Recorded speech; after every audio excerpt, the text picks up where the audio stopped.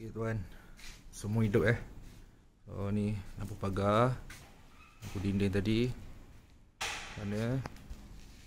Lampu posh hidup. Sini semua hidup. Ni kita tengok dalam. Alright, dalam pun hidup. Okey, alhamdulillah. Hidup, kipas okey. Okey, tengok sini ruang tamu dia. Okey, hidup kipas hidup. Lepas tu sini ada lampu hidup. Ini tak on ni. Hidup. Okey.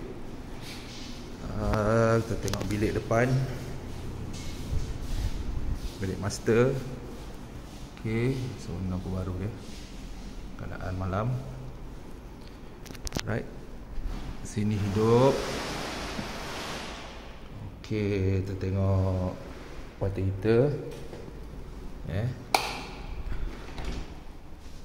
Okay, water heater function. Tu soket connector dia. Okey, warna hijau, makna okey lah. Okey. Tutup. Tengok bilik sebelah. Okey. Lampu semua hidup.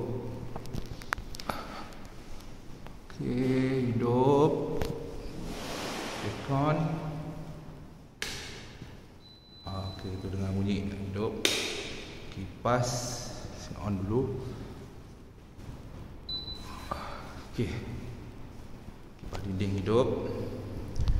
Okey. Pergi bilik belakang. So ni rak punya lampu semua hidup. Okey, ni bilik last semua hidup. Lampu ada 4. Aircon. Mana switch aircon? Tu dah on. Dah on Try on aircon dia. Okey. Tengok blower dia.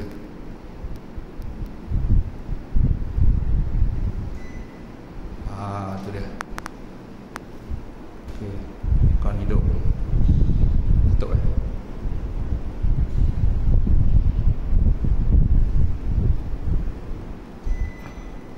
Okey.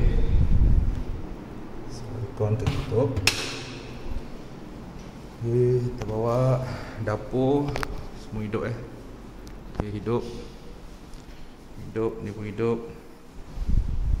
Semua hidup. Bilik air, water heater. Okey, nyala.